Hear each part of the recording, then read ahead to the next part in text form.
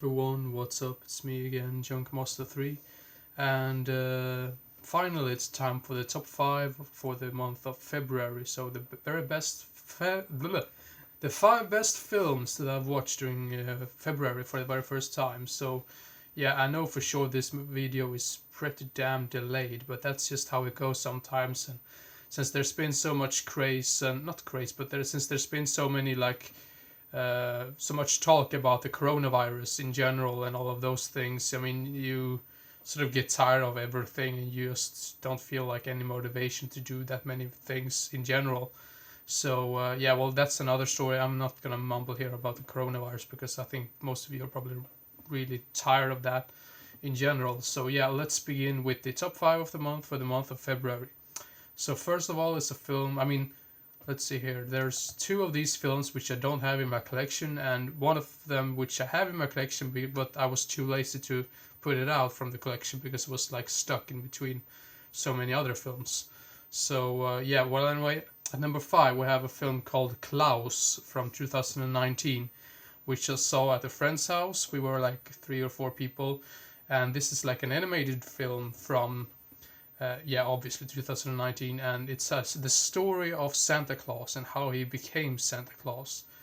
Um, and I was really surprised because at first I was very skeptic about this film because I obviously thought, okay, this is gonna be a stupid Disney film which I haven't heard about, but according to my friend, he actually had seen this before and he said, I'm a big fan of this film. I think you also will enjoy this film.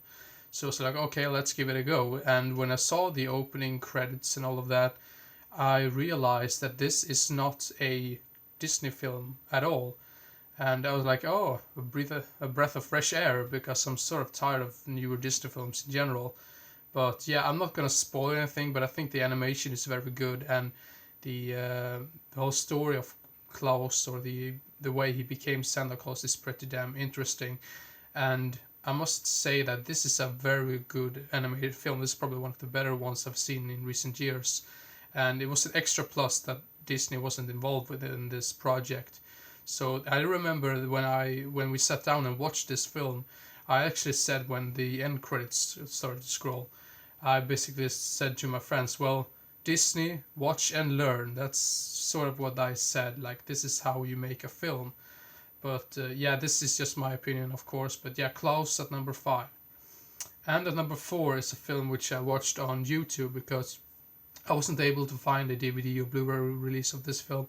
I believe there is like a very old VHS release of it, but it seems to be pretty damn hard to come across. So yeah, I decided to watch it on YouTube, and the film's called Runaway Dreams. A really like powerful type of film that deals with prostitutions and runaways and stuff like that.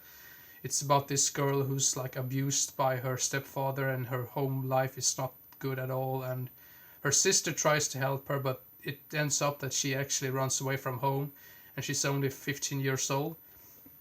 And of course there are pimps in this area where she runs to, and of course they take that as an opportunity and basically scoop her off the street just to become a prostitute, which is really tragic. And I think this feels very, very realistic as well.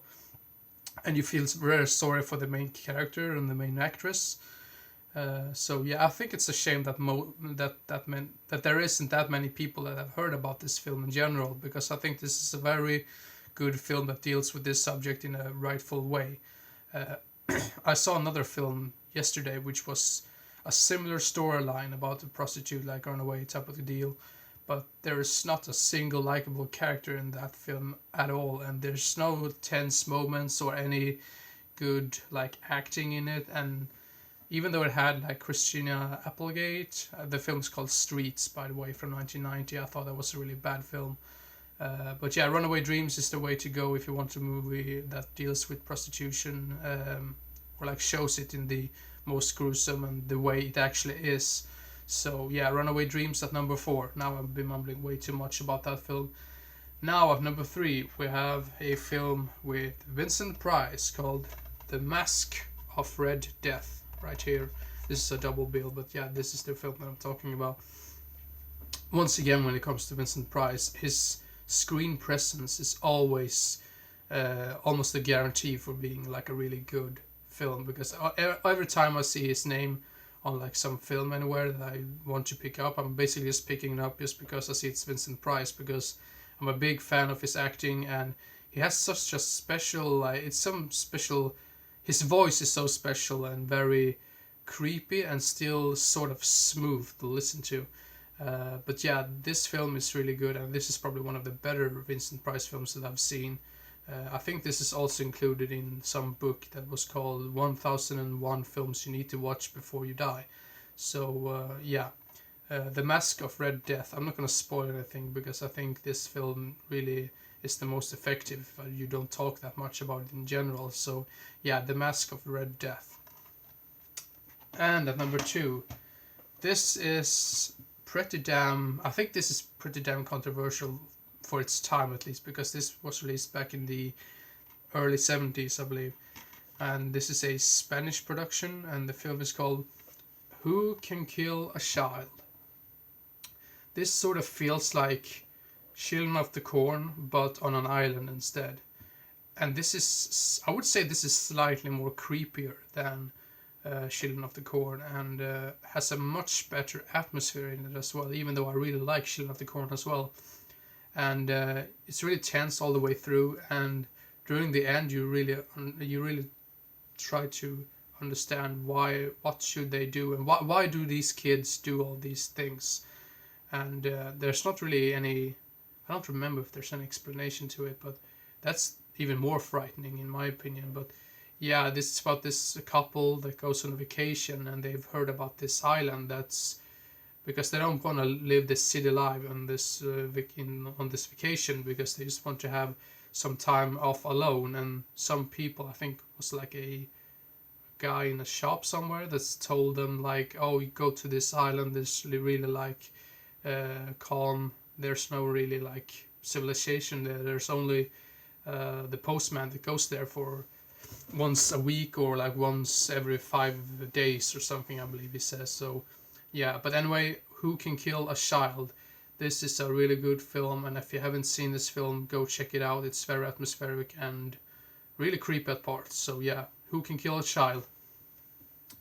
And at number 1 is a film which I actually already have, which I do have in my collection, but it's like stuck somewhere in the background, and I was too lazy to put it out. But yeah, at number 1 we have The Invisible Man, the original from 1933, which I had never seen before, and I'm sort of ashamed of myself that I hadn't seen this film up until this February. So yeah, I don't really think I need to say anything else about this, because I think most people probably already know about this film in general.